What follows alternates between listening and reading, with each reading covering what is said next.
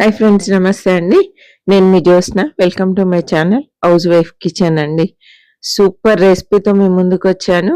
ఇది snack item. చాలా చాలా టేస్టీగా ఉంటుందండి. చాలా బాగుంటుంది. ఈవినింగ్ టైంలో పిల్లలకు చికెన్తో ఇలా చేసి ఇచ్చారనుకోండి, సూపర్గా ఉంటుంది. ఎంత మంచిగా ఉడికిపోయి ఎంత సాఫ్ట్గా ఎంత క్రిస్పీగా ఉందో చూడండి. పైన క్రిస్పీగా, ముక్క సాఫ్ట్గా సూపర్గా ఉంటుందండి. స్కిప్ చేయకుండా చివరి వరకు చూడండి. టిప్స్ మిస్ కాకుండా ఉంటుంది. చూస్తున్న ప్రతి ఒక్కరు తప్పకుండా లైక్ చేయండి. నేనైతే ఒక 1/2 kg చికెన్ తీసుకున్నాను. శుభ్రంగా కడిగి పెట్టుకున్నానండి. ఇలా నీట్గా కడిగేసి పెట్టేసుకోవాలి. బోన్తో సహా తీసుకున్నాను. అంతా క్లీన్ చేసి కడిగి పెట్టుకున్నాను. తడి ఎక్కువ లేకుండా చూసుకోవాలండి. ఇప్పుడు 1 టీ స్పూన్ అల్లం వెల్లుల్లి పేస్ట్, 2.5 టీ స్పూన్ల వరకు శనగపిండి వేసుకోవాలి. ఒక 2 టీ స్పూన్ల బియ్యం పిండి వేసుకోవాలండి. బియ్యం పిండి కాస్త తక్కువ వేసుకోవాలి. శనగపిండి కాస్త ఎక్కువ వేసుకోవాలి. ఈ రెసిపీ కొంచెం స్పైసీగా ఉంటే బాగుంటుందండి. అందుకని 1.5 టీ స్పూన్ కారం వేసాను. 1 టీ స్పూన్ సాల్ట్ వేసానండి. 1 టీ స్పూన్ ధనియాల పొడి, కొంచెం గరం మసాలా, హోమ్ మేడ్ గరం మసాలా వేసాను. మీకు నచ్చిన గరం మసాలా యాడ్ చేసుకోండి. ఇదే టైంలో కొంచెము కసూరి మెంతి వేసేసుకోవాలండి. పైనుండి ఆయిల్ వేసి చక్కగా అంతా కలిపేసుకోవాలి. ముందుగా ఆయిల్ వేసిన తర్వాత చికెన్లో ఉండే తడితో మనం వేసిన మసాలాలంతా చికెన్కి పట్టుకునే విధంగా ఇలా కలపాలి. కలిపిన తర్వాత కొంచెం వాటర్ వేసుకోవాలండి. మరీ ఎక్కువ నీళ్లు పట్టవు. కొన్ని కొన్ని వాటర్ వేస్తూ చక్కగా ముక్కకు మసాలా పట్టుకొని ఉండే విధంగా కలిపి పక్కన పెట్టుకోవాలి.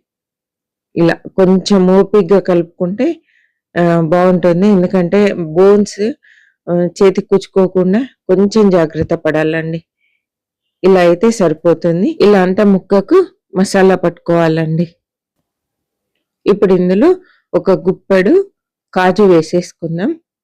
అదేవిధంగా ఫ్రెష్ కరివేపాకు, తర్వాత తరిగి పెట్టుకున్నటువంటి పచ్చిమిరపకాయలు అన్నీ ఇందులో వేసుకోవాలండి. ఇవి పచ్చిమిరపకాయలు కారం ఉండవు కాబట్టి కంగారు పడాల్సింది ఏం లేదు. కొంచెం కారం ఎక్కువ ఉంటే మాత్రం తక్కువ వేసుకోండి. ఇవైతే అస్సలే కారం ఉండవండి. అందుకే కొంచెం ఎక్కువ వేసాను.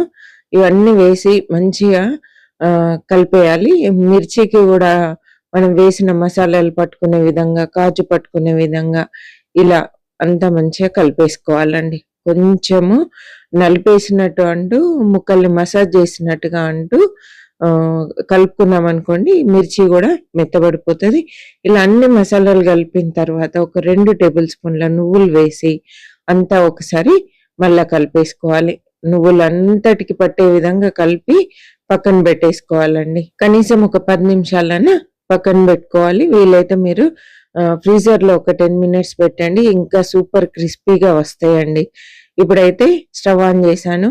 కడాయి తీసుకొని ఆయిల్ వేసానండి. ఆయిల్ వేడైన తర్వాత ఇలా ఒక్కొక్క ముక్క వేస్తూ ఫ్రై చేసుకోవాలి. కానీ ముక్కలు ఆయిల్ మునిగేంత వరకు ఫుల్గా వేయాలండి. అంటే ఆయిల్లో గ్యాప్ అనేది కనబడొద్దు. ఎంత ఎక్కువ మనం చికెన్ వేస్తే చికెన్ అంత పర్ఫెక్ట్గా ఉడుకుతుందండి. మనం తక్కువ చికెన్ వేసామనుకోండి, త్వరగా కలర్ వచ్చేస్తుంది. అప్పుడు చికెన్ సరిగా ఉడకకుండా పైన మాత్రమే కలర్ వస్తుందండి. కాబట్టి కొంచెం ఎక్కువ క్వాంటిటీ వేసేసి కొంచెం స్టవ్ తగ్గించి మీడియం ఫ్లేమ్లో పెట్టి ఫ్రై చేసుకోవాలి. కొంచెం టైం ఎక్కువ పడుతుంది. ఓపికగా ఈ కలర్ వచ్చే వరకు ఫ్రై చేసుకోవాలండి. చూసారా ఎంత బాగున్నాయో, భలే టేస్టీగా ఉంటుంది. ఈవినింగ్ పిల్లలు స్కూల్ నుండి రాగానే ఇలాంటివి పెట్టారనుకోండి, లేదా మన ఇంటికి ఎవరైనా గెస్ట్లు వచ్చినప్పుడు స్పెషల్ అకేషన్కి స్టార్టర్గా సూపర్ ఉంటుందండి. తప్పకుండా ఈ రెసిపీ ట్రై చేయండి. మీకు ఎలా అనిపించింది ఏంటి అనేది కామెంట్ చేయడం మర్చిపోవద్దు. తప్పకుండా కామెంట్ చేయండి, లైక్ చేయండి. చూస్తున్న ప్రతి ఒక్కరు తప్పకుండా సబ్స్క్రైబ్ చేసి బెల్ ఐకాన్ ప్రెస్ చేసి అందులో ఆల్ అనే ఆప్షన్ సెలెక్ట్ చేయండి. అప్పుడు నేను పెట్టే ప్రతి వీడియో మీకు నోటిఫికేషన్ రూపంలో రావడం జరుగుతుందండి. మరి ఒక మంచి రెసిపీతో మళ్ళీ కలుద్దాం. అప్పటి వరకు సెలవు అండి. చివరి వరకు చూసినందుకు థ్యాంక్ యూ సో మచ్ అండి.